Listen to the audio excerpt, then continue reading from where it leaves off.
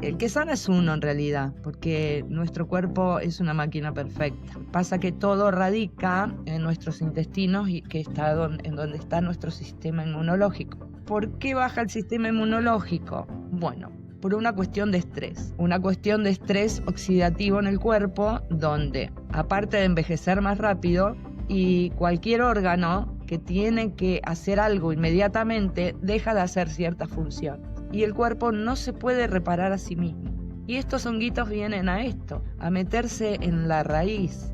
Este hongo te ayuda a vos a adaptarte a las situaciones de estrés. Hace que tu sistema inmunológico se levante y el cuerpo es capaz de repararse a sí mismo.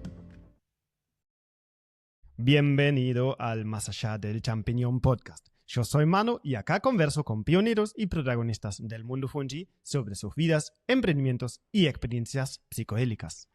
Si te gusta el formato podcast y te gustaría crear tu propio canal, tengo algo para vos. Yo ando tan convencido del valor de este formato que creé el curso de podcast para emprendedores. Más info en la descripción. En el episodio de hoy converso con Jacquelina Chico Rauch, profesora universitaria, cultivadora de hongos y productora de extractos de hongos adaptógenos de altísima calidad. Jackie hizo muchas cosas en su vida ya, desde martillera rural a modelo. El nombre de su emprendimiento, Tante Rose Pilz, se debe a su tía abuela alemana que amaba y juntaba hongos, y Jackie sigue en esta tradición del amor por el mundo fungi.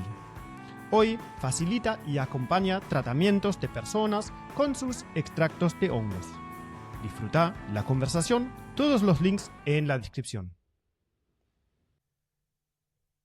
Hola y buenos días, Jackie. Bienvenida al podcast y un gran saludo a San Francisco del Monte Oro en San Luis.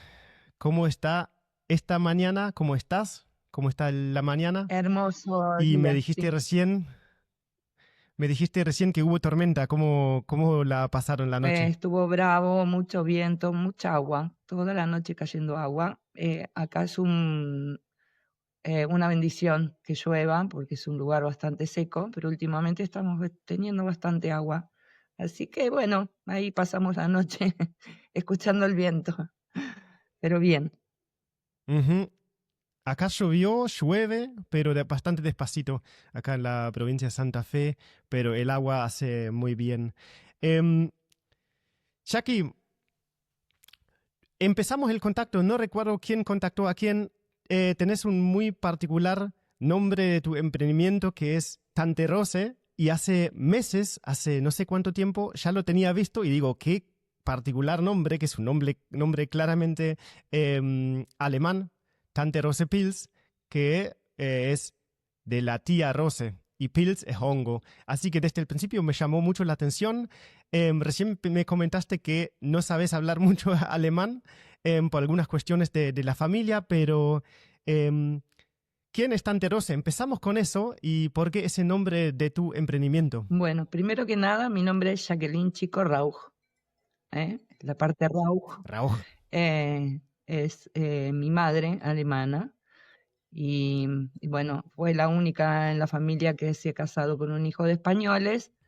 Aquí mis tonos, que es un poquito de niña bastante diferencia con mis primas que eran todas rubias. Pero bueno, con el Ujú. tiempo después eso se fue perdiendo, viste que los chicos son muy crueles. ¿Por qué Tante Rose?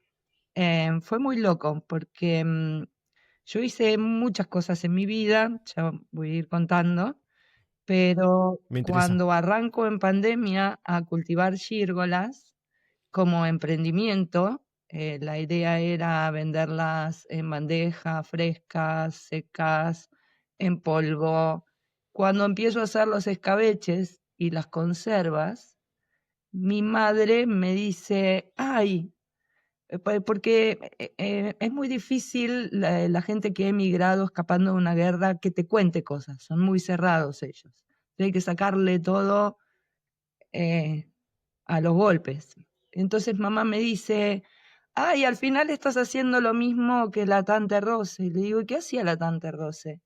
Me dice, mirá, como vivíamos en comunidad, estaba el que cultivaba granos, papas y demás.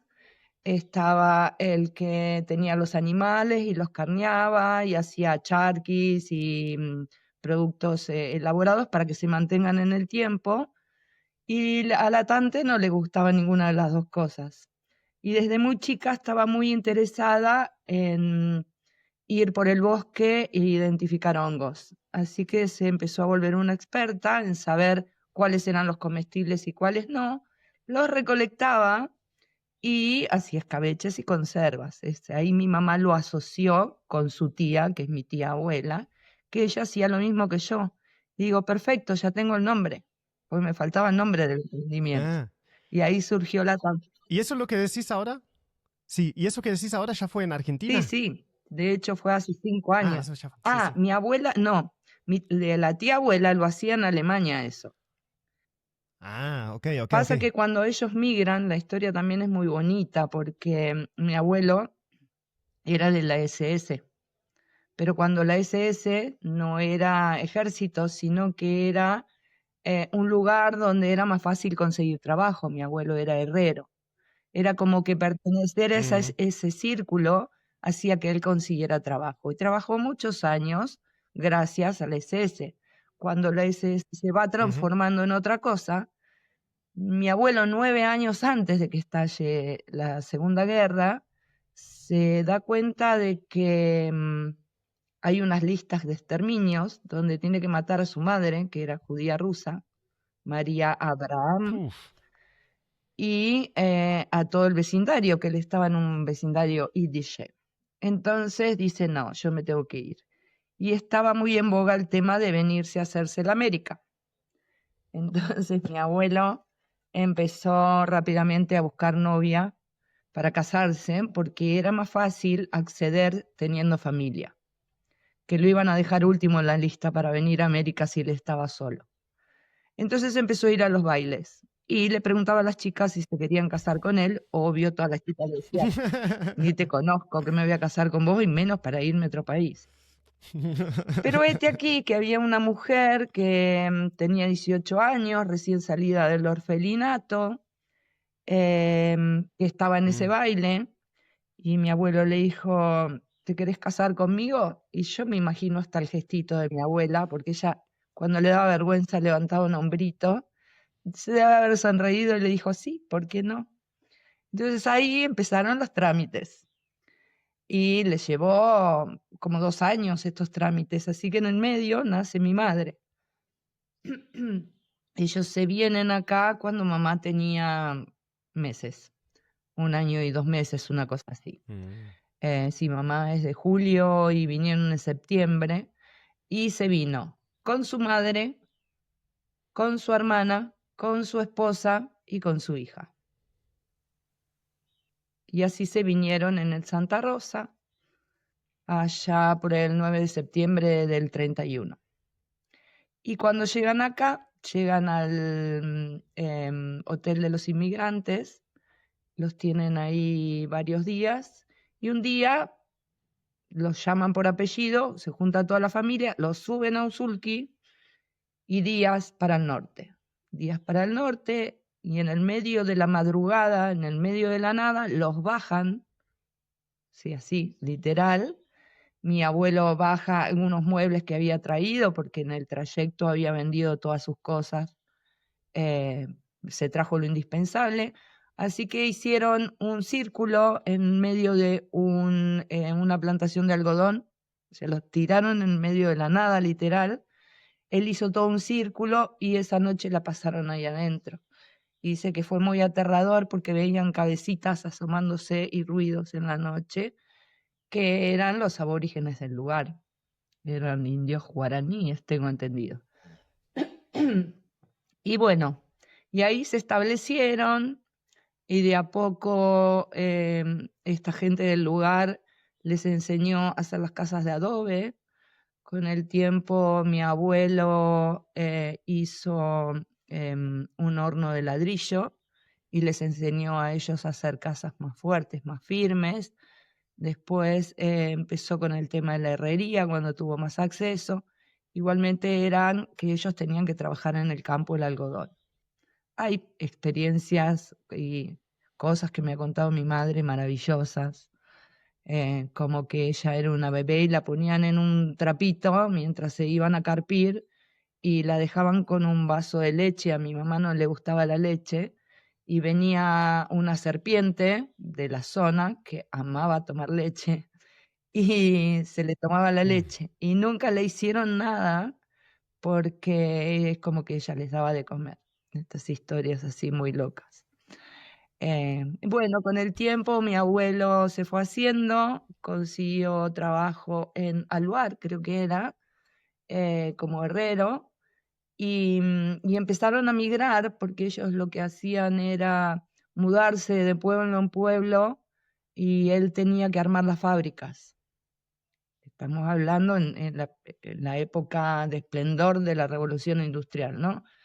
Entonces él se iba mudando de pueblo en pueblo, fueron bajando por toda Santa Fe. Lo voy a hacer corto. Mi abuelo termina en San Nicolás. El hermano de mi mamá se quedó en Villa Mugueta, en Santa Fe, muy cerquita de Rafaela. Estuvieron en Rafaela viviendo, así que sí, una fábrica ahí la ha Mira, hecho mi abuelo. ¿en Sí. serio? Y también hizo fábricas en Zárate. Bueno, hasta ahí llegaron, pero él se quedó ya de grande en San Nicolás. Mi abuela lo abandonó cuando mi mamá tenía 15 años y se fue con su mejor amigo a vivir a San Juan. Y tuvo 2 hijos más, que después la vida hizo que vivamos cerca en el conurbano bonaerense, en zona sur. Y yo conocí a mi abuela a los 9 años. Y mi abuelo ya estaba juntado con otra mujer, que yo estaba segura que era mi abuela, porque hasta nos parecíamos las ojeras. ¿Viste cuando vos te identificás de niño con tus abuelos? Y yo me parecía más a ella que a él, que era morocha igual que yo. Pero bueno, historias de la vida misma. Cuestión es que cuando yo arranco con el emprendimiento, decido ponerle Tante Rose y le puse gírgolas. Pero después con el Mm, tiempo me pasé a los hongos medicinales y fue a través de una experiencia.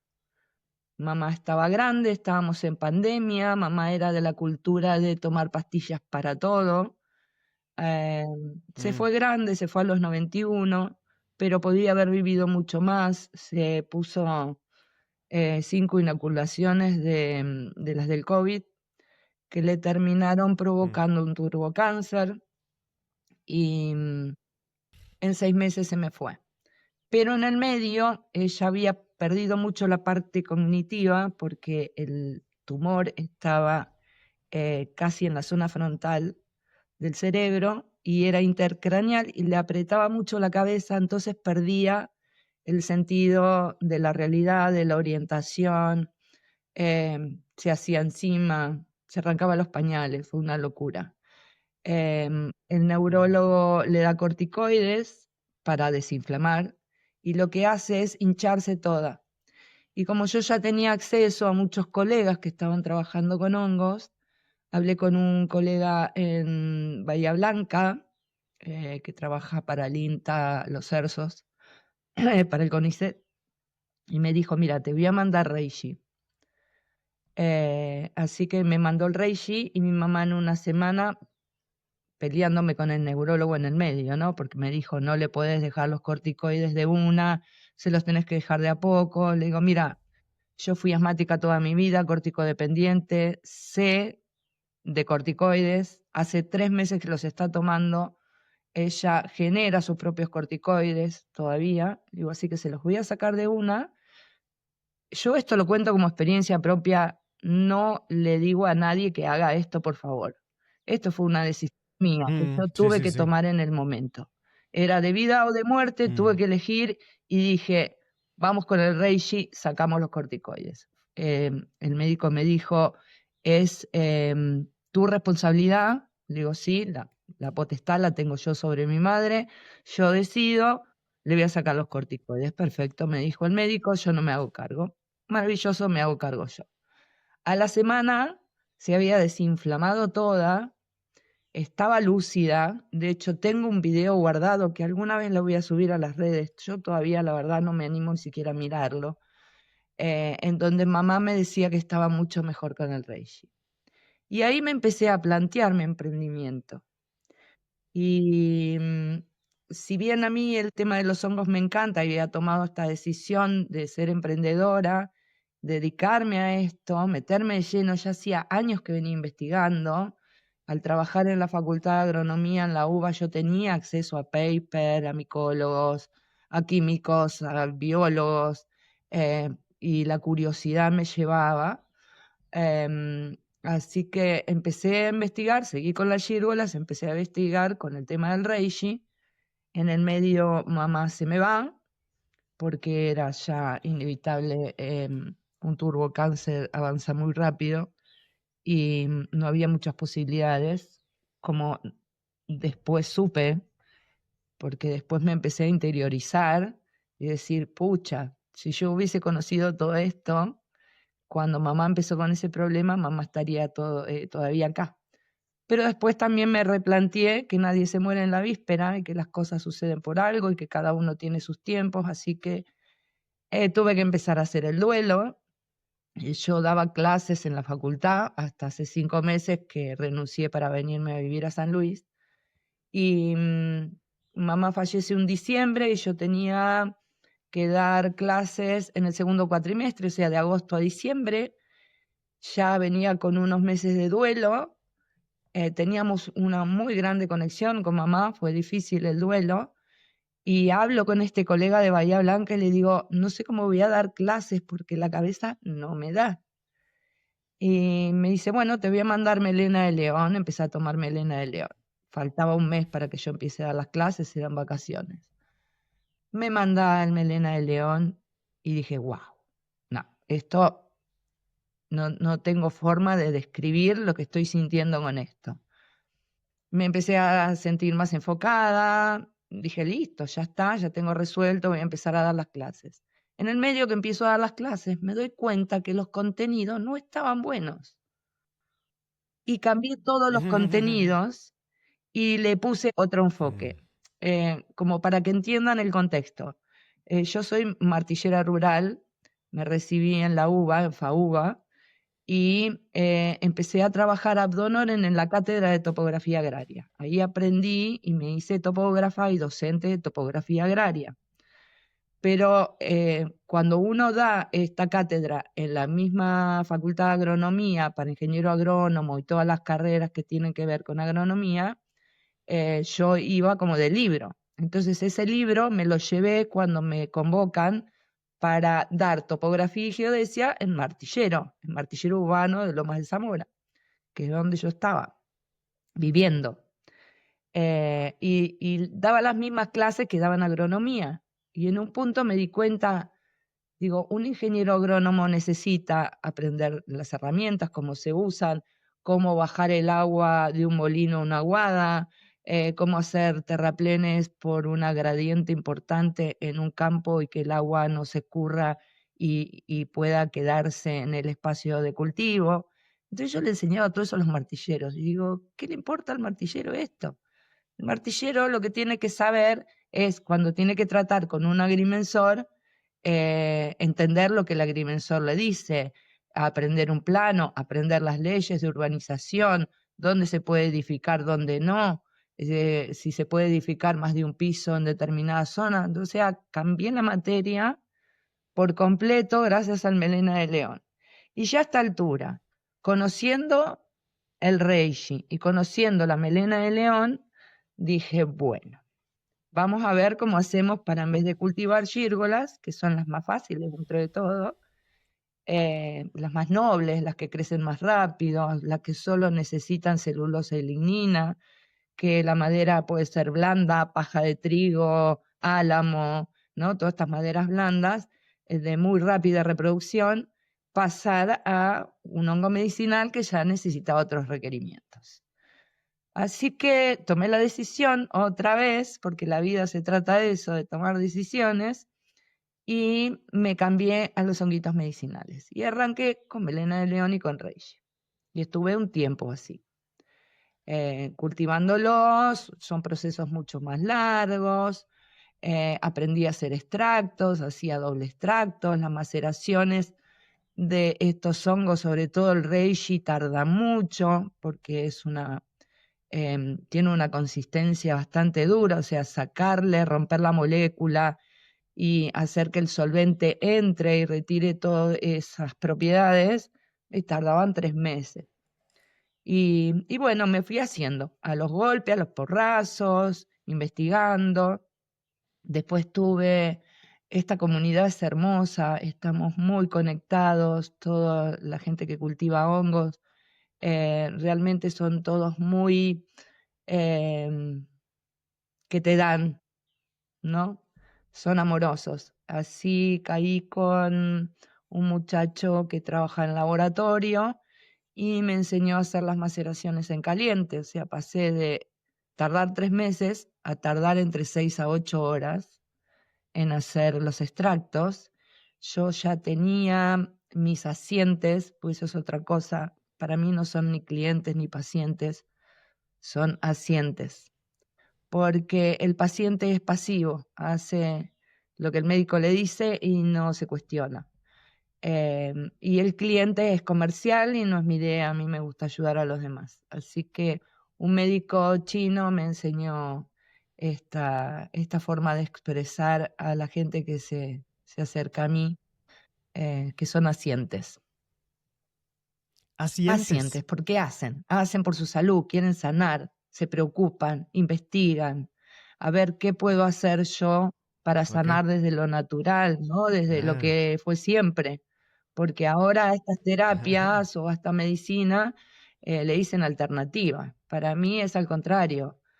La alternativa sería la alopática, que es un invento de un señor dueño del petróleo que tenía un montón de derivados y no tenía dónde metérselos y se metió en la industria alimentaria y en la farmacológica para tenernos enfermos e ignorantes. Es así. Dependientes. Así que eso es el cambio de enfoque de la pasividad hacia la actividad y hacerse responsable de quién De uno mismo, tomamos. sí. Y Sí, últimamente, pero también a quién confiar para ayudar, para pedir ayuda, ¿no? En sustancias o en acompañamiento. sí, Sí. últimamente, Ujú. gracias, Sí, entiendo. Ujú. perdón, No, seguí. no, que últimamente, gracias al universo, esto está cambiando, ¿no? Se están cayendo los velos de este sistema que nos tiene oprimidos y la gente está cansada. A mí me da una ternura maravillosa porque acá entré en el grupo de los jubilados y ellos son los que más están pagando con su vida, ¿no? Porque desde un sistema que los tiene así como ovejitas, no voy a dar nombres, em, que van, el médico las receta y ellos viven tomando remedios que después los estropean por otros lados. Entonces están cansados de sentirse mal, gente que ya tendría que tener una calidad de vida más linda y viven enfermos, viven con problemas y es, yo diría triste, ¿no? Cuando vienen y te piden, mira, por favor, decime, yo tengo esto, aquello y lo otro, ¿qué honguito puedo tomar? A ver si puedo salir, tengo el hígado destruido, tengo los riñones destruidos, me duele todo, estoy inflamado, eh, y con desesperación vienen. Esto es lo que me da tristeza. Pero bueno, uno es ahí puente y para eso investigó lo que investigó. Y actualmente pasé de ese reishi melena a estar trabajando con 9 hongos distintos. Sigo en la investigación constante. No me estoy dedicando mucho a dar cursos porque me estoy abocando a investigar cada hongo en particular, y trabajar ahora ya como facilitadora, porque la gente viene con un montón de cuestiones y uno tiene que aprender a ver cuál es el hongo que más la va a ayudar, hacerle un seguimiento. Yo no estoy en contra de los médicos porque Los médicos han firmado este convenio, ¿cómo le llaman? Que firman ellos, el hipocrático, en el que Ujú. ellos eligieron esta carrera para ayudar a la gente a sanar. Pero bueno, también Ujú. viven en una matrix donde les ha enseñado a vender remedios. No estoy en contra de los médicos, todo lo contrario, así que lo que le digo a mis pacientes es que sigan yendo al médico, es que si están en un tratamiento, no lo dejen. Lo que sí, a medida se van sintiendo mejor, le digan a su médico que están mejor, si el médico le hace estudios de vuelta y donde bajan los niveles que tenían altos, el médico le va a empezar a bajar esas dosis de alopáticos, porque estos honguitos sanan realmente. También el tema es cómo sanan. El que sana es uno en realidad, porque nuestro cuerpo es una máquina perfecta. Pasa que todo radica en nuestros intestinos y que está en donde está nuestro sistema inmunológico. ¿Por qué baja el sistema inmunológico? Bueno, por una cuestión de estrés.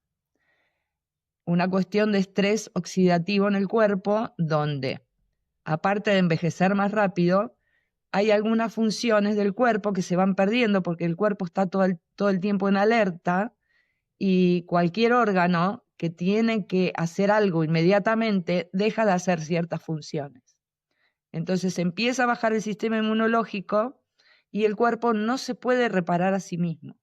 Y estos honguitos vienen a esto, a meterse en la raíz. Lo primero que hacen eh, son honguitos adaptógenos. Los medicinales hace unos 20 años más o menos le han puesto este nombre de adaptógeno porque este hongo te ayuda a vos, como ser humano, a adaptarte a las situaciones de estrés. Hace que tu sistema inmunológico se levante y el cuerpo es capaz de repararse a sí mismo. Todos los adaptógenos, porque en realidad no hay solamente hongos, en la naturaleza está definido como adaptógeno todo esto que ayuda, las flores de Bach, cuando hablamos de un diente de león, cuando hablamos de valeriana, estamos hablando de un adaptógeno. Es algo, una sustancia que al ingerirla te ayuda a adaptarte a esta condición de estrés en la que estamos viviendo. Entonces, adaptógenos hay plantas, hay raíces y hay hongos. Yo me dedico exclusivamente a hongos, a excepción de la ashwagandha, que me la están pidiendo mucho.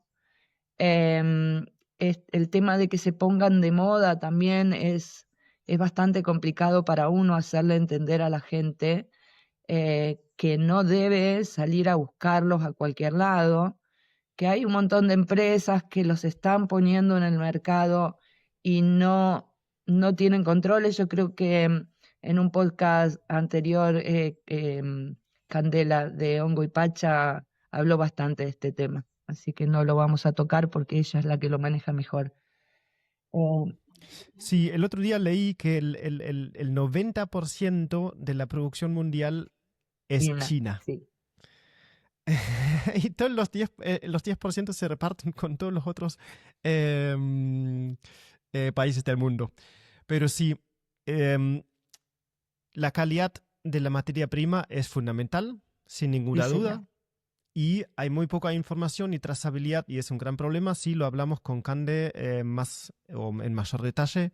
Y es un tema, incluso vos me estás respondiendo todas las preguntas que tengo acá, así que seguí, no te quiero interrumpir, así que no hace falta hacer muchas preguntas, seguí, está muy, muy interesante, me encanta. Bueno, soy leonina y tengo ascendente en Géminis, o sea que la comunicación se me da muy bien. Y aparte tengo Sí. estudios como docente universitario, lo que me dio un montón de recursos para poder encasillar los temas e ir bajándolos como una línea de lo que quiero informar. Pero bueno, dejando mi ego leonino de lado, vamos a seguir hablando. Simplemente soy un puente porque también con el tiempo entendí que esperen que voy a sacar a mi gata pues no va a dejar de maullar. Un segundo. Sí, quieres salir después de la lluvia, pasear un Sí, poco, está fresco, ahí va. a sacar la gata. Sí, ahí estamos de vuelta. Ahí me corté un poco el hilo que venía trayendo. Sí, estuvimos hablando sobre los adaptógenos y si que estás trabajando con eso, que hay Oh, cada vez sí, más ya está. interés y vos decís a las personas que no compren de cualquier producto, que no saben de la calidad, algo que dice en tu perfil de Tante Rose Pills, que en Instagram, por ejemplo, o Tante Rose también, em, que sos cultivadora artesanal y eso creo que es algo muy importante con lo que venís hablando, que sería un cultivo en el país, en tu casa, que tenés una trazabilidad 100% y puedes poner a tu nombre con toda la confianza a tu producto porque decís, acá sé que hay adentro. Exactamente. Desde el principio hasta el fin. Creo que eso es un tema muy, muy interesante, muy importante, la trazabilidad, la calidad y la confianza para ¿cómo decís? El asiente de poder tomar eso con mucha tranquilidad. Exactamente. Al principio de Ajá. las investigaciones yo no tenía acceso a cultivarlos de momento desde cero, ¿no? Desde tener el laboratorio, el ir a buscar al terreno natural ese hongo, em, abrirlo, sacar una muestra y meterme en el laboratorio a hacerlo. Lo primero que hice fue empezar a conectarme con gente que sí lo hacía, que te dije que el primer contacto fue con la gente del CONICET de Bahía Blanca. Yo tengo mis hijos allá y se fue dando de una manera muy espontánea. O sea, era alinearse con el universo, parecía que los hongos me hablaban. Me decían, anda por allá. Entonces empecé a pedir em, desde el laboratorio, o sea, de la parte de esterilización que yo no tenía, este producto, que es la semilla miceliada. Calculo que en algún podcast alguno habrá contado cómo es el círculo de cultivo, ¿no? Como para no hacerlo muy largo. Lo tocamos, pero creo que hay otras cosas para sobre qué hablar. Hay Por tantos eso. puntos y tengo acá un montonazo de apuntes de cosas, sí. Bueno, entonces yo empecé a comprarle a gente de confianza que trabajaba en laboratorio y armaba esto que yo necesitaba para empezar a tener mis cultivos. Y después el tiempo que lleva, una vez que fructifican, ponerlos a secar, porque hay que hacerle todo un procedimiento para hacer los extractos. Yo intenté tirarme más a perfeccionarme en el tema de los extractos que a cultivarlos en sí, porque tenía la facilidad cada vez más de tener acceso a gente que sí lo hacía en laboratorio. Así que me Mm. quedé con el reishi, la melena y no me acuerdo qué más hacía, ya hace como 4 años de cultivo, y el resto se lo compraba a los colegas, ya seco, listo para empezar a trabajar en los extractos. Ahí con otros colegas también, había un rosarino que sabe muchísimo, que no comparto su parte comercial, pero dejémosla al margen, me enseñó a hacer el triple extracto. Me enseñó, me Ujú. dijo por dónde iba. Yo después investigando fui cayendo en mi propia receta. Y acá sale la alemana, porque esta cosa, no sé, ancestral celta que tengo, por intuición me voy dando cuenta. Entonces yo empecé con una cosa muy científica y hoy estoy fusionándola con una parte espiritual también. Entonces me he dedicado exclusivamente a hacer este triple extracto y cada vez salen mejores y la respuesta de la gente es maravillosa, decir, mira, lo compré, un poco lo que decíamos, ¿no?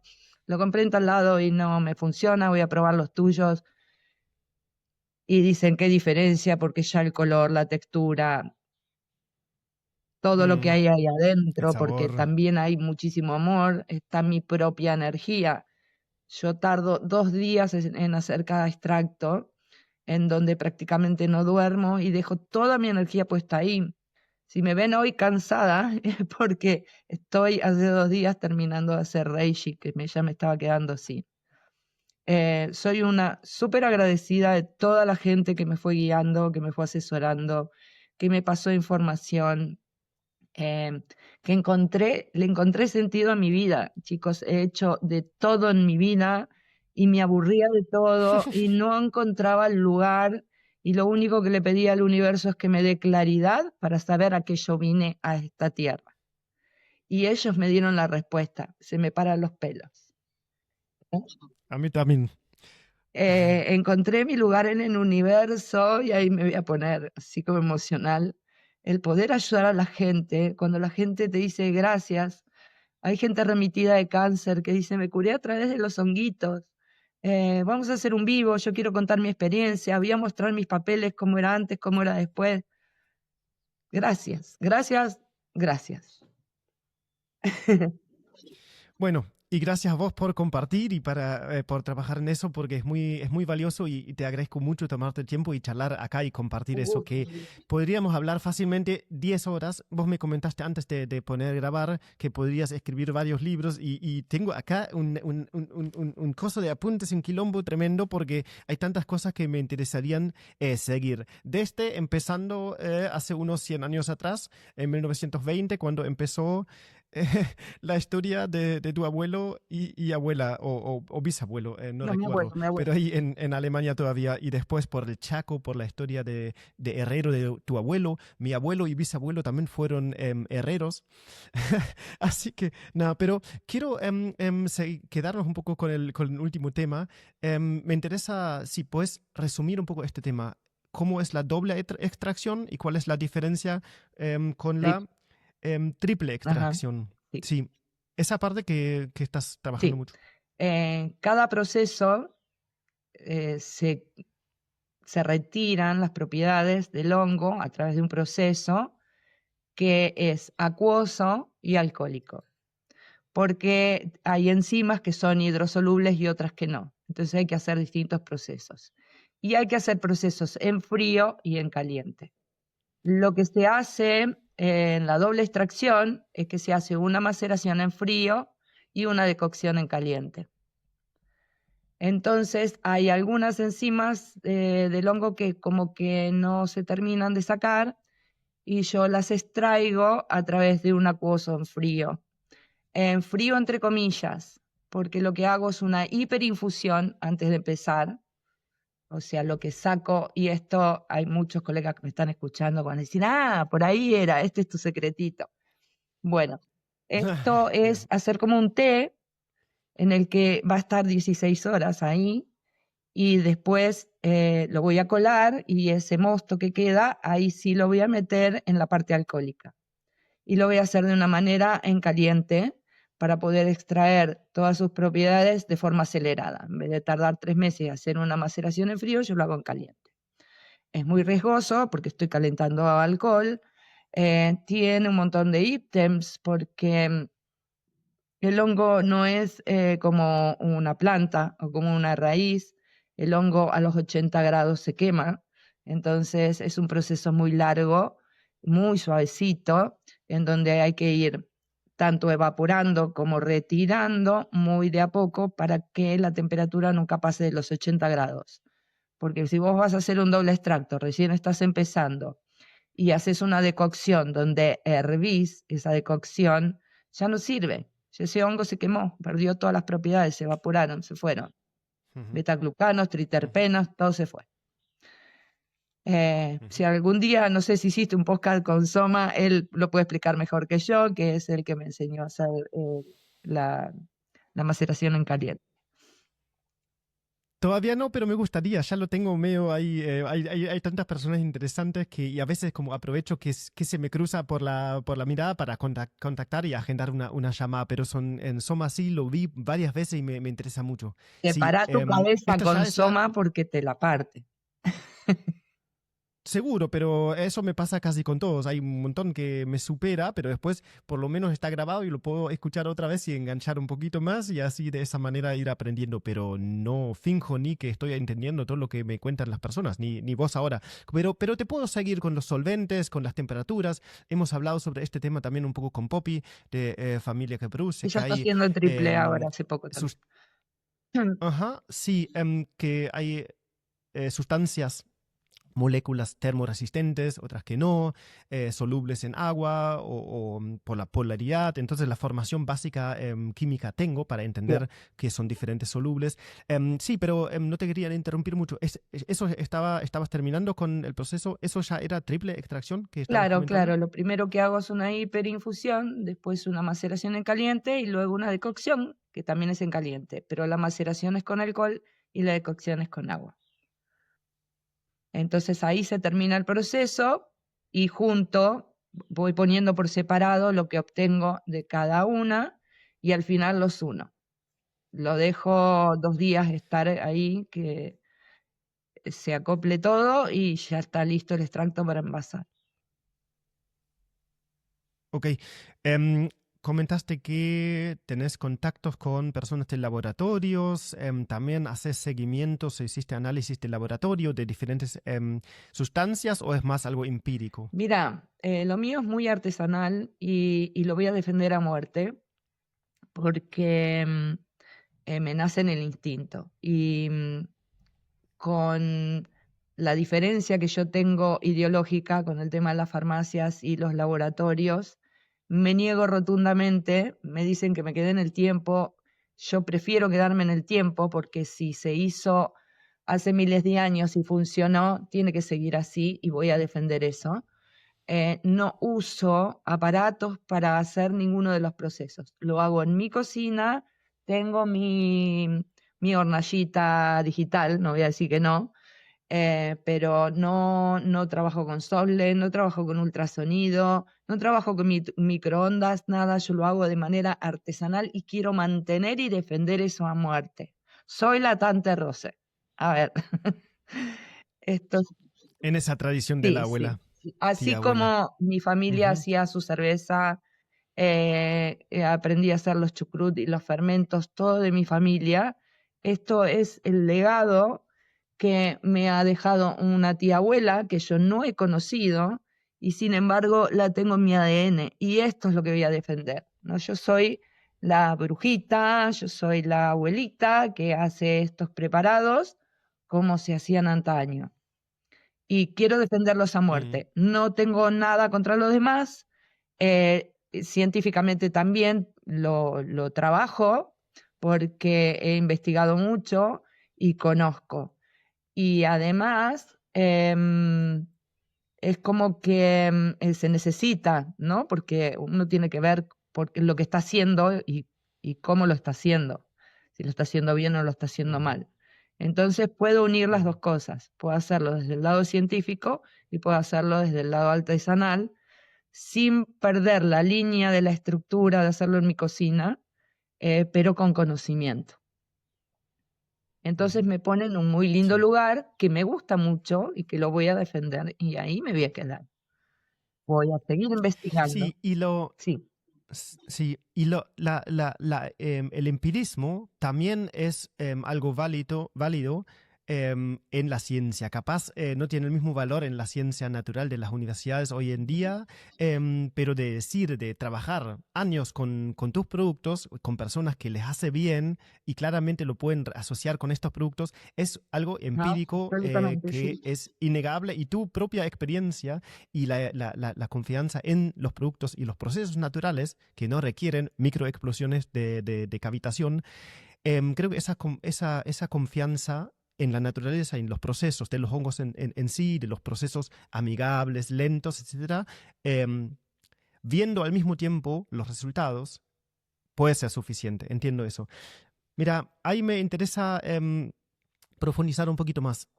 Yo Vos quiero hacer un empezaste con comentario con estas... respecto a no Sí, sí, separar sí, la sí, ciencia de la por favor. empiria, porque la ciencia justamente trabaja con la empiria, o sea, es prueba y error, ver por dónde ir, o sea, la ciencia después busca un contexto para decir lo que encontró y que alguien se lo refute, ¿no? Esto del pensamiento científico. El pensamiento científico se basa en la empiria, porque cada científico va a buscar una experiencia que le dé resultado o que no le dé resultado. ¿Cómo lo hace? De una manera más crítica, lo refuta o lo valora. Si lo valora, que alguien se lo refute. Y así van marcando la línea de la ciencia. No se olviden que soy profesora en la facultad y que he tenido una línea de pensamiento científico.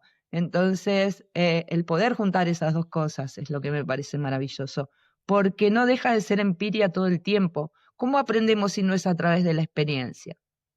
A ver, ¿no? Sí, sí, sí, sí. Pero hay cosas o hay personas que están entrenados en decir, mostrame un Excel con 10.000 datos. Y eso es lo único que vale si tenés un análisis con miligramos por litro de resultado.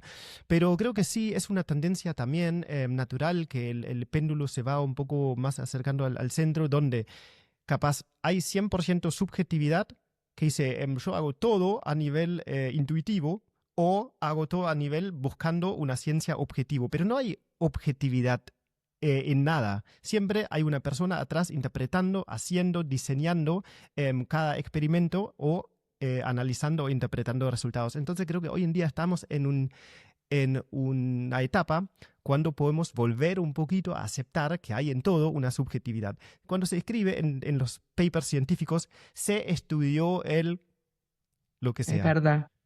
¿Quién? Te puede decir. Y a veces también está esa discusión de decir, yo estudié, yo pensé de volver a la subjetividad en la investigación. No es que no es se diseñó el experimento de tal manera, no existe. No, alguien lo hizo. Sí, sí. Ya. Es también un cambio del pensamiento que podemos volver un poco a eso de que hay una persona al final de cuentas haciendo las cosas. Sí, la Una verdad que se puede persona decir más humana. fuerte, pero no más claro. Me encantó la exposición del péndulo porque es tal cual. Es buscar un equilibrio, ¿no? Tener un recurso de ambos Claro. lados. Y en ese momento estamos. Ujú. Claro, la super objetividad y el supermaterialismo, eso se está volviendo un poco para otro lugar y buscando algún equilibrio. No quiere decir que queremos negar la ciencia, eso como sería el otro extremo del péndulo para donde podría ser, y creo que eso no No, es, justamente, lo bueno, que yo no busco es es un el equilibrio entre necesario. ciencia y arte, por llamarlo de alguna manera. No, Ujú, esto de ujú, empezar a entender que lo traemos adentro. En psicología, bueno, los freudianos deben estar de acuerdo en esto de que no hay que salir a buscar las cosas afuera, hay que preguntarse para el adentro, que es lo más parecido a lo que se hacía antiguamente, hasta lo que Cristo pregonaba. Eh, Somos dioses, la cosa está para adentro, nosotros somos polvo de estrellas y está toda la información acá, adentro, en ujú, eso, en éter que nos conforma. Entonces empezar a unir todos los conocimientos, los recursos que uno tiene. En mi caso, yo he juntado estos dos recursos y es ahí donde me mantengo y lo voy a defender. ujú. Y algo también que quiero agregar que puedes sumar o juntar un poco a eso de lo intuitivo y lo subjetivo, lo empírico y lo científico, que el ser humano es un terriblemente preciso instrumento de medición. Eso no hay que dejarlo afuera. El otro día, o estoy leyendo el libro de Merlin Sheldrake, de Entangled Ujú. Life, em, Somos energía, en somos español el vibración. título. A mí Tesla fue el que me partió la cabeza, fue el que unió las cosas, porque hasta que no, Pero lo que ah, dicen, no, sí, hasta que no había investigado no, a perdón. Tesla, no había podido entender el concepto y estaba como un poco más materializada yo en mi pensamiento estructurado. Y ese señor me partió la cabeza, porque ese señor no era de su tiempo. Cuando empiezo a ver las cosas de una manera más cuántica, él me empezó a cerrar todo. Y si somos energía, somos Ujú. vibración, y los hongos más que ningún otro ser sobre esta tierra. Mira, y ahora como quedándose en el tiempo y ser tecnológico, se me viene a la cabeza que me comentaste que estás conectada a esta llamada con un Starlink, que no es de Tesla, pero de la empresa, pero del mismo complejo de Y no me consorcio de queda otra, vendo por internet. industria. Em, sí, a lo que iba es que el cuerpo es un muy preciso instrumento de medición que no podemos dejar afuera. Como no está aceptado el resultado anecdótico de una persona que dice, eso me hace tal, vos trabajas con eso y el cuerpo es un instrumento muy, muy, muy sensible y muy preciso de medición para cosas. El olfato, de eso hablaba Merlin Shelton en ese libro, en esta parte cuando habla sobre las trufas, que es increíble, y dice que incluso tenemos uno de los olfatos más completos y más sensibles del mundo, mejor que los perros, etc. Entonces, como también, incluso a eso, como el olfato que no lo usamos tanto. Entonces, lo que nosotros podemos analizar o podemos percibir es algo que sería el equivalente a un instrumento de medición ultrasensible. Así que no olvidarlo, eso quería aprovechar y mencionar en ese momento. Bueno, ¿para dónde seguimos? Tengo una cosa que estuvimos hablando sobre extractos y calidades de los diferentes productos. Hace poco me crucé con un tema. Yo tengo un extracto acá de una amiga de la ciudad que hace extractos y cultivo propio, Melina León, y ya probándolo enseguida me di cuenta que eso es. Enseguida. Ella me recomienda 20 gotas. Después hablé con un compañero que está tomando Melina León en extracto. No sé exactamente la composición, porque no dice exactamente cuánto cuerpo o cuánto hongo tiene por 100 mililitros o por el 1 a 1, litro el 1 en de 8, extracto. ¿no? Las relaciones. Digamos, y a él le recomendaron tomar 60 gotas. El triple. ¿Cómo pueden aparecer esas diferencias de dosificación recomendadas? Principalmente es tomar conciencia de lo que uno está haciendo. Mis extractos tienen cromatografía hecha, sé los componentes que tienen, no solamente sé cómo los hago, que yo los hago 1 a 1 en esa proporción, son recontrapotentes y fuertes, y encima estoy haciendo... Pero uno, ¿cómo explicarlo un poco? Es la cantidad de hongo que uso para bajarlo al plano que todo el mundo lo entienda. La cantidad de hongo que uso con la cantidad del separador que voy a usar. Solvente. Claro, trabajo en proporciones. No es lo mismo hacer un extracto en el que yo, después de hacer un triple extracto, saco 3 litros con 50 gramos de hongos, que con 100, que con 300. Entonces, la cantidad de masa que yo tengo para extraer lo que voy a extraer con ese solvente. Y ahí cada maestrito con su librito. Entonces, primero, hay que tomar conciencia de hacer un estudio de laboratorio para ver realmente lo que yo estoy obteniendo en forma artesanal, para poder dosificarlo. Mi cromatografía salió que 20 gotas de mis extractos equivalen a 1 gramo de hongo. Y ahí yo me empiezo a manejar de acuerdo a la patología que me trae la gente, de saber cuántos gramos por día va a tener que tomar. 1 gramo de hongo seco es un montón. Y entonces cada persona que hace va a tener su dosis. Cada uno sabe o no, en mi caso yo sé cuáles son las dosis. En este caso, las dosis que yo doy son así, justamente 20 gotitas. Hago los envases de 60 mililitros, cosa de que te duren 1 mes y medio. A veces hay gente que me cuestiona el precio, pero cuando vamos al tema de la calidad y de lo que te va a estar haciendo en tu cuerpo y que te va a durar el doble, bueno, fíjate vos, porque yo no obligo a nadie a consumir mis productos. Yo les digo por dónde van y lo que tienen que hacer. Si después no lo quieren hacer, esto es libre albedrío, ¿no? Los ángeles lo respetan mucho eso, así que ¿por qué no lo vamos a hacer nosotros? Cada uno decide. ¿Pero por qué el cambio de dosis? Bueno, porque seguramente vamos a hablar siempre sabiendo que la gente sabe lo que hace, ¿no? Descartemos esta cosa de que lo están haciendo para lucrar o lo que fuera. Si usted hace lo que tiene que hacer, vamos por ahí, somos vos y yo alemanes, así que sí, ¿no? Esta cultura de vamos con lo correcto. Bueno, entonces, vamos con lo correcto, tenemos información, sabemos dosificar.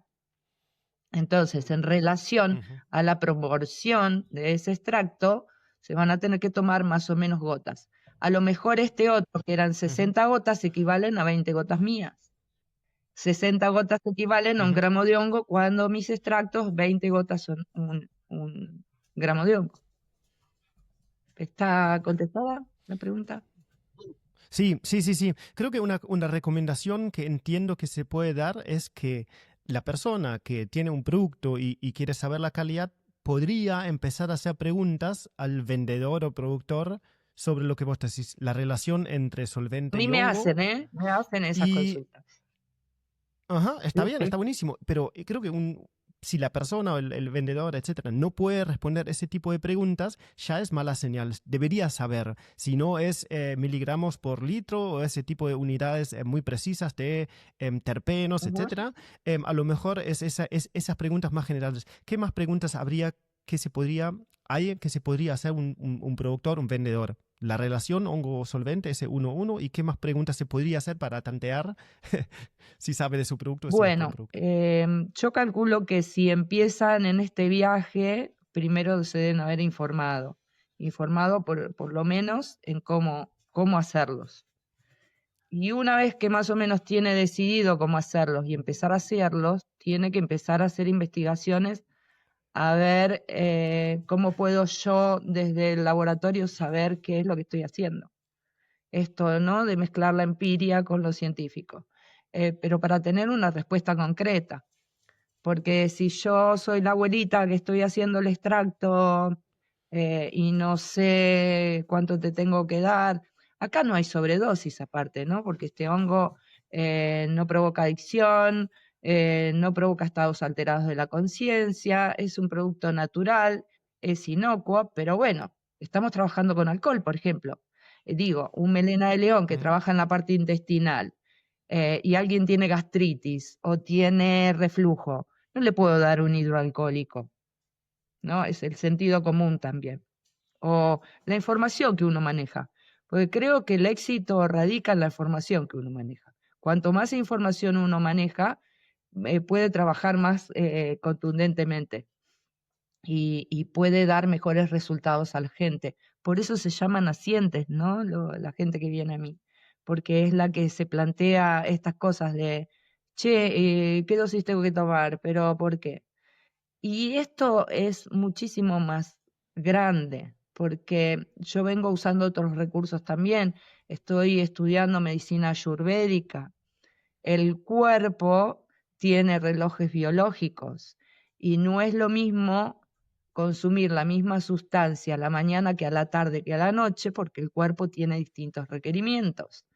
Entonces, es otro recurso más que yo pongo ahí. Cuando la gente viene a mí, yo le digo, tomate esta dosis 1 hora después de desayunar, por ejemplo, y a los 3 días, porque le digo, a los 3 días, dame un reporte. ¿Qué es lo que sentís? ¿Qué es lo que pasa con tu cuerpo? ¿Qué es lo que estás sintiendo? Si hay un cambio, ¿has notado un cambio? Y bueno, y después vienen y me dicen, no he notado ningún cambio. Bueno, vamos a buscar primero la dosis, ¿no? Empezar con menos gotas, e ir subiendo, porque cada cuerpo es distinto. Hay gente que asimila muy rápido y hay gente que le cuesta mucho más. Voy a dar el ejemplo de mi hermana y mío. Mi hermana tiene que tomar 30 gotas, o sea, se tiene que tomar 1,5 gramos de un reishi para que pueda descansar bien. Yo con 15 gotas estoy, Mm. porque mi cuerpo Mm. es muchísimo más ligero que el de ella. De hecho, de contextura somos distintas. Mi hermana es una alemanota grandota y yo soy un fideo largo y finito. Entonces, mi organismo trabaja al distinto del de ella.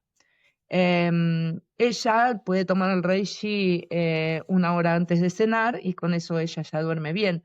Yo el reishi lo tengo que tomar dividido en 3 en el día porque soy tan hiperkinética que levanto tanta revolución que después me cuesta bajar, entonces me cuesta descansar, entonces voy tranquila durante todo el día. Entonces esto es tan amplio y tan cada maestrito con su librito. A mí me ha llevado años, yo hace 12 años que estoy investigando los hongos, hace 5 que los estoy haciendo y hace 4 que estoy haciendo los medicinales. Y es un viaje. Y estoy re feliz con esto también porque yo me aburría con todo lo que hacía y encontré este nicho de decir, acá no te cansás de aprender, yo quiero morirme aprendiendo. Y estos hongos me dan la posibilidad porque siempre estás descubriendo cosas nuevas. Hacer un vivo con una ecuatoriana, como lo hacemos todos los jueves, es tan enriquecedor porque si bien yo le pasé mis recetas y ella siempre me agradece y que si yo le digo, no, yo aprendo mucho de vos, porque ella con su Epiria también, aplicándoselo a sus pacientes o a su familia, descubre más cosas con el hongo. Un cola de pavo que yo lo trabajo para la gente que está haciendo quimio, para mantener el sistema inmunológico alto. Ayer me decía, que fue el tema que tocamos, dice, pero mi hija venía con rinitis y haciendo como alergias y siempre tenía el mismo problema, le empecé a dar cola de pavo y dejó de tener ese problema. Dije, bueno, listo, ahí está la empiria, ya tenemos que sirve para algo más. Después informándome con el maitake, que es para regular el tema del azúcar para los diabéticos, también me entero que el cola de pavo también tiene esto de regular el azúcar en sangre, ¿no? Entonces, si un diabético viene y me dice qué honguito puedo tomar, bueno, maitake, bueno, ahora vas a tomar maitake y cola de pavo, porque encima se potencian entre ellos. Y es un continuo aprendizaje. No parás de aprender y eso es lo que me encanta de ellos. Son todo un mundo por descubrir, apenas los estamos divisando. Se conoce un 3% de todos los hongos que existen en la naturaleza.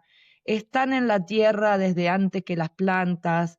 Nosotros somos y estamos donde estamos gracias a ellos. Hay tanto para aprender. No me dejes hablar porque yo me apasiono y los contagio a todos. No, no, para eso estamos acá, para que hables, para que compartas. Es muy hermoso lo que mencionaste recién. ¿Es en TikTok el vivo de todos los Sí, jueves? ¿O también en en Instagram? TikTok, pero los está haciendo ella porque yo hace poco que estoy en TikTok y todavía no tengo acceso a hacer mis propios live.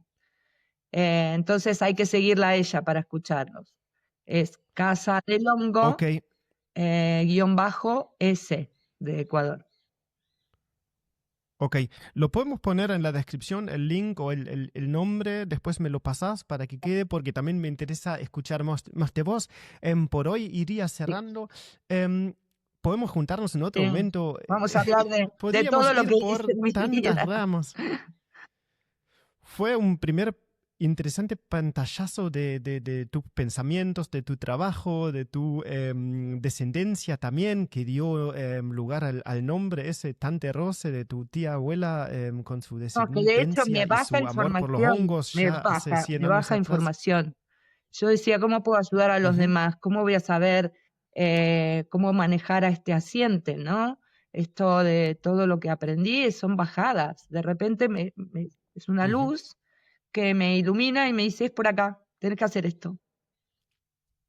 ujú, No se puede explicar con palabras. Me llega la información, la ujú. tengo en el ADN, no sé dónde la tengo, pero me llega. ¿Y la sentís cerca? ¿Sentís una vinculación con ella? Claro que sí. Aparte, Qué ella es una lindo, de las qué grandes Tante olvidadas, Rose. ya lo vamos a hablar en otro momento. Bueno, con todo Ujú. gusto.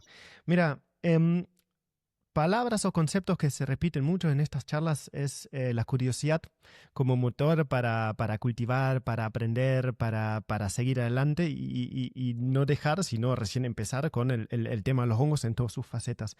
Y otro término que también, otro concepto que también mencionaste es em, la esperanza, tener esperanza que algo que pueda mejorar, que haya un camino, que hay un futuro positivo con tantas cosas malas que hay, sin ninguna duda.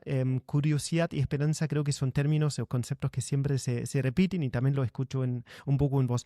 Y para volver un poco al inicio y ir cerrando, vas o estás conociendo un poco la funga natural de San Luis, estás viendo hongos en tu entorno, estás descubriendo esta parte que creo que hace 5 meses que estás en San Sí, Luis.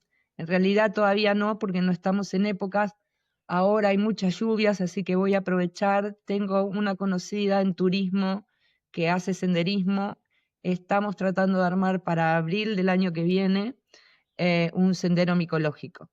Pero primero tengo que ir yo con Hermoso. ella a divisar dónde es que están los micelios bajo tierra, que son los que fructifican más o menos siempre en el mismo lugar, y relacionado micorrízicamente con la fauna, la flora autóctona de acá. Así que primero tengo que investigar toda esa parte, estoy muy ansiosa Pero bueno, los tiempos acá son muy largos. Acá la gente es muy tranquila, se toma sus tiempos. Así que yo estoy bajando todos esos cambios para poder adaptarme y cuando tenga que ser va a ser, pero está en el futuro hacerlo. Eso, mi laboratorio, porque quiero empezar a hacer mis propios hongos, mi fructificadora, pero todo eso va a llevar tiempo. Y no me quiero Ujú. ir sin agradecerte porque vos sos un eslabón muy importante en esta comunidad, sos un gran divulgador y tu curiosidad, más allá del champiñón, ha llevado a que te estés conectando em, en podcast que tanto bien nos hace, que no solo para que nosotros seamos más conocidos, porque vos abrís tus redes, sino también por la divulgación en sí, ¿no? Que es una cosa nueva para nosotros, no para ellos, que hacen el cambio. Esto que vos decís, con tanta cosa negativa que está pasando en la Tierra, tener una esperanza eh, es lo que hace que el mundo cambie. Así que te estoy eternamente agradecida por tu espacio. Es muy, muy, mucho importante que estés acá cumpliendo este rol. Muchísimas gracias. No, sí, los hongos nos enseñan también a comunicar y a mí me gusta comunicar, me gusta aprender y si puedo conectar, yo lo hago eso. Disfruto y muchísimo hablar con vos y poder escuchar todas esas historias. Aprendo un montonazo y si le sirve a otras personas que lo publicamos, mejor aún. Entonces, me gusta mucho lo que hago. Los hongos son fascinantes y las personas atrás también. Eso siempre lo digo. Hay una comunidad muy, muy linda que estoy conociendo cada vez más. Y si puedo agregar un poquito a eso, más que nada en la divulgación, de presentar también las historias atrás de todos esos emprendedores, bueno, eso es un poco mi misión y lo que me encanta hacer. Así que muchísimas gracias. Bueno, te deseo lo mejor para tu nueva vida en San Luis, para decirlo de esa manera. ¿Vos lo compartís? ¿Es una nueva vida ahora en San Luis de alguna manera?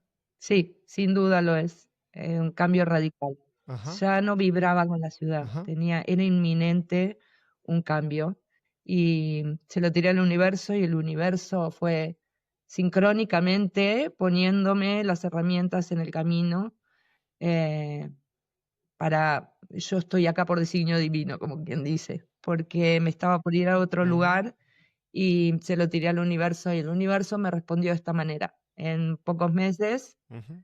se me habían dado todas las condiciones y en un año que conocí San Luis, a justo 12 meses, ya estaba viviendo acá.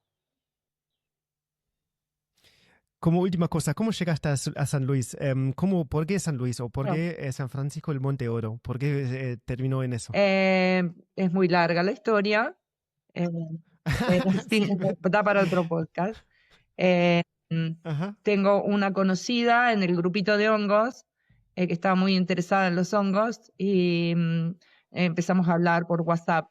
Yo había conocido el año pasado San Luis por una amiga que nació acá, que era vecina mía de Lomas de Zamora y me invitó a venir, me quedé enamorada del lugar y cuando vine en febrero de este año, empecé a ver lo que me ofrecían.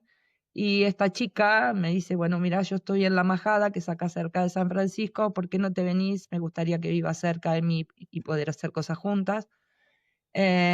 Y empecé por Potrero de los Funes, terminé por La Quebrada, buscando terrenos y demás, hasta que llegué acá y me conecté con un señor que por internet o por Mercado Libre vendía 40 hectáreas acá, por acá y el señor oriundo, que era de Buenos Aires, que hace 5 años que vive acá, me dice, esto es muy grande para vos sola, me dice, no, mira, yo te voy a mostrar otras cosas y me mostró esta casa que tenía 2 años de construida, la construyeron y se fueron, tengo todo montado, tengo luz, tengo agua.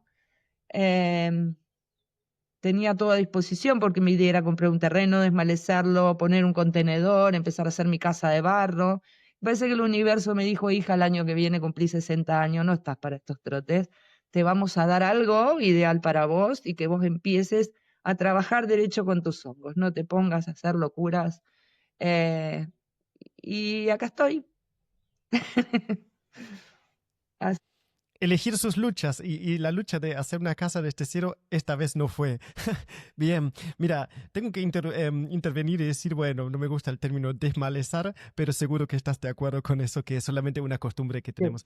Verdad. Mira, también quiero agradecer en ese lugar al mundo digital que nos hace posible esto y que hace posible hoy en día que podamos escapar un poco de la ciudad y al mismo tiempo seguir existiendo y viviendo y comunicando. Entonces ahora estamos comunicando a través de Internet, a través de un Starlink, que vos estás en un lugar no urbano y podemos seguir hablando, comunicando y también con nuestros emprendimientos y también con nuestra actividad económica. Así que también un gran agradecimiento a lo digital, que al final, a lo mejor poco a poco hace posible que el terreno, el interior y los pueblos se llenan de jóvenes porque hay posibilidad de seguir comunicando. Yo creo que sí, digamos, que cada cosa ¿sí? tiene sus pros y sus contras, y lo importante de uno es buscar siempre los pros y bancarse los contras.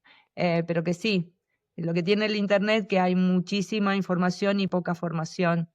Entonces es importante el recurso que uno tiene, la información que uno maneje para poder dilucidar qué es lo que sí y qué es lo que no dentro de las redes, pero eternamente agradecido porque así como el de la ciudad se puede volcar a la naturaleza, los que estamos en el medio de la nada también estamos continuamente conectados con todos los demás, que es importantísimo. Yo a mis hijos los tengo lejos y si no fuese por el Internet, sería como antiguamente, cuando los hijos se iban de casa, en este caso me fui yo, pero dejaría de verlos durante años o a lo mejor en toda la vida no verlos nunca más. Y de esta forma yo estoy conectada, veo crecer a mis nietos se comunican conmigo, me muestran los dibujos, me dicen abuelita te extraño, y esto para mí no tiene precio y lo hace el Internet, así que agradecida.